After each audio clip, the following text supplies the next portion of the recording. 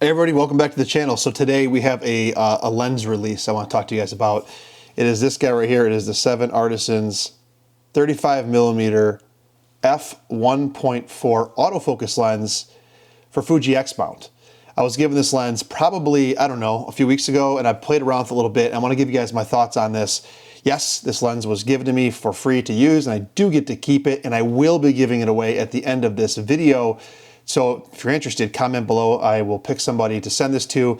The deal, as always, is that you have to send me like a prepaid UPS shipping label, and I'll just send it to you. So you basically get this lens for the cost of whatever shipping is.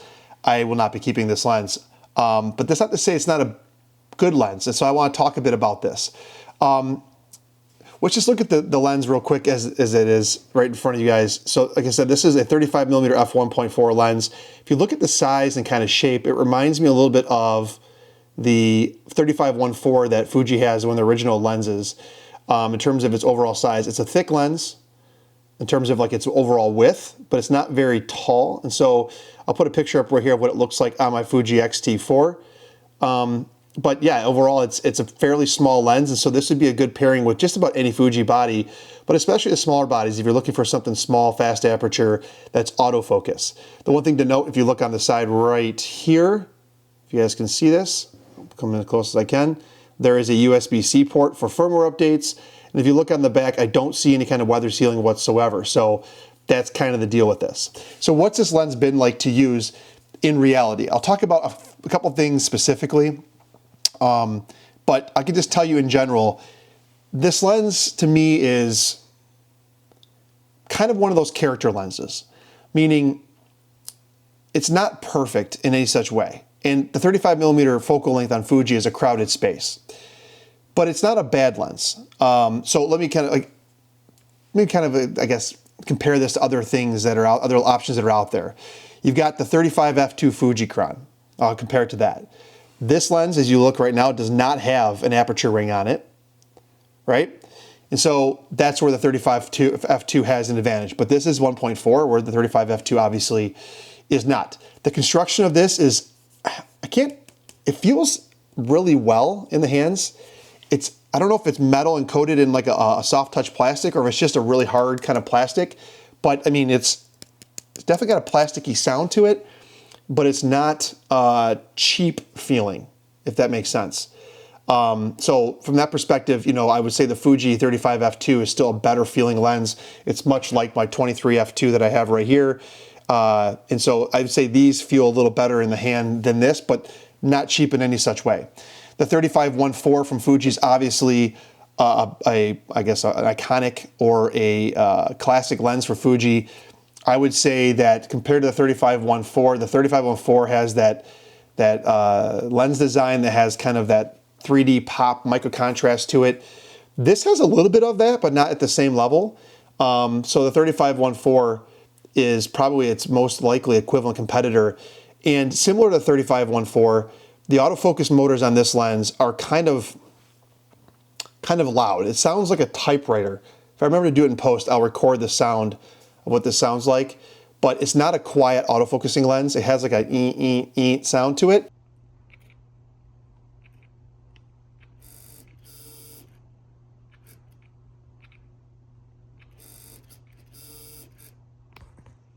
Maybe not quite as loud as the 35-1.4 Fuji, but it's not a quiet lens, and so I don't think it has the same kind of autofocusing motors that maybe the Fuji Crons, or definitely not the newer 33-1.4 has. Speaking of the 33-1.4, that's in a different league in all in itself. That's like what, $800-900 lens, and that lens would just, I would say, wins across the board. It's sharp at 1.4, it's all metal build, it's weather seal, it's got an aperture ring, autofocusing is perfect, no issue whatsoever.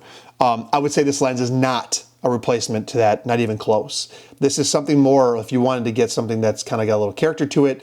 It's cheap. I think the price on this is $169.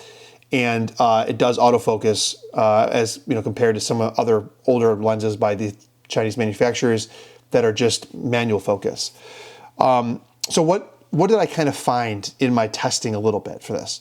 First, I'll talk about flare a little bit. I went outside and I just shot this lens wide open, stopped down. I'll put the pictures up right now as I'm talking.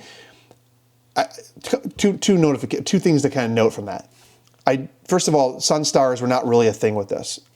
I didn't get sun stars shooting into the sun, so if you're a sun star person, probably not for you. You also see that with the lens coatings that are on here, and I don't know what they are, I didn't get any weird like color fringing, which typically a lot of these lenses will have. This doesn't have that, so it did a really good job there. It just got kind of glowy. You can see as I had these pictures up, it's what it looks like. So not bad with flare control from at least the little testing that I did with it. And so if that's something that matters to you, I think this, you know, for the $169 price point actually does a fairly good job of that. And I compared it to my 33-1.4. I don't have the pictures from that still. And I would say the 33-1.4 is obviously, again, a different league. It does better, but not significantly. Whereas some of the other cheaper lenses will have a lot of different weird color fringing and stuff that happens when you shoot directly into the sun. Let's talk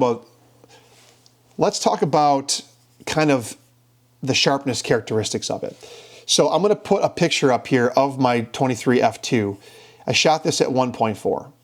And if you look, what you notice is that when you zoom in on the 1.4 wide open shot, I'm focused here on the 23 that's at the bottom of the screen.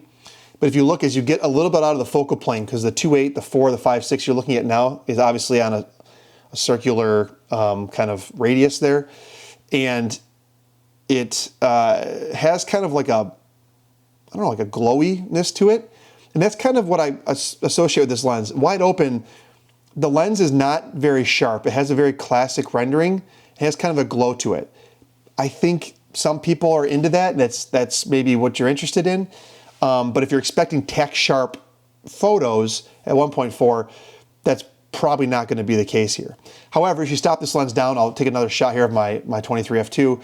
This is at f4, and this is focused on the 4 on the 23 f2. And you can see here as I zoom in on this, it gets a lot sharper as you stop it down.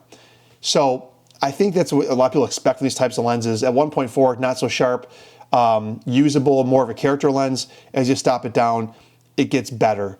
And so you can use it from that perspective. Autofocus tracking. Now I mentioned the autofocus motors are a little bit noisier on this. And so you can hear it doing this, like, it sounds like almost like a typewriter a little bit. But I did some autofocus testing at 1.4, and I'll play the video over top of my talking here. I had my son just kind of walk at me with a power walk, if you will, so he wasn't sprinting or running. Again, this is on the Fuji X-T4.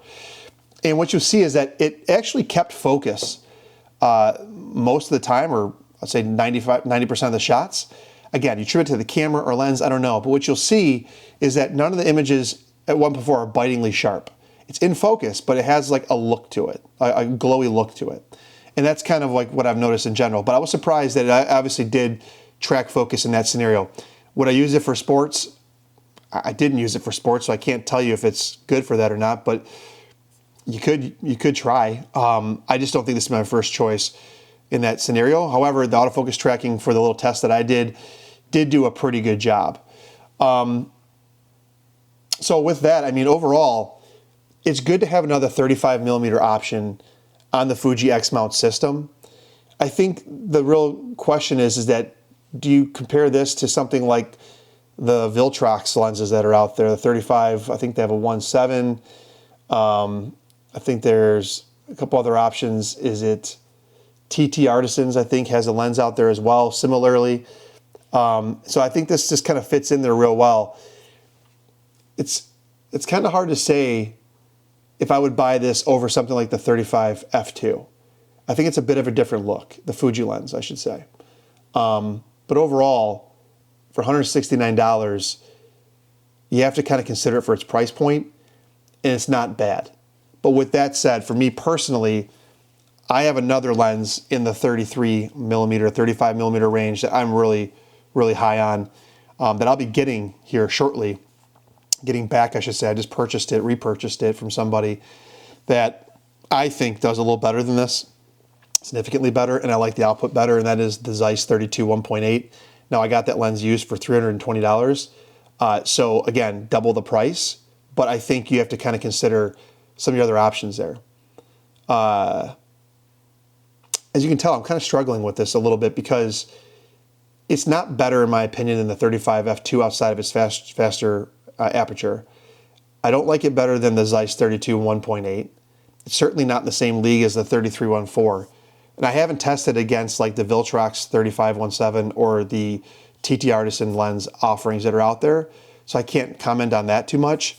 But nonetheless, if you're somebody who is a Fuji photographer looking to have a fast piece of glass, like a 1.4 lens, in a smaller package, right, this is an option.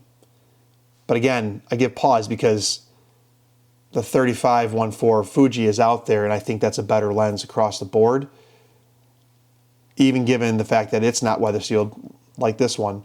And the 35 1.4 also has kind of noisy, jumpy autofocus motors. I wouldn't say that it's any worse than this. So I think for the rendering alone, the 35 1.4 Fuji is probably the way to go.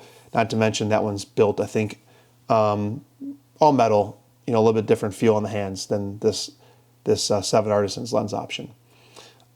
With that said, I'll put some photos up here that I took, just some random snaps around the house. These aren't any works of art by any means, but you can see kind of what it looks like in some of the sharpness that I have zooming in. Some of these things were shot at f4, some of them shot at f8, and you can see kind of what this lens looks like. Other than that, yeah, I mean, it focuses down, it says right here, to a minimum focus distance of 1.15 feet or 0.35 meters.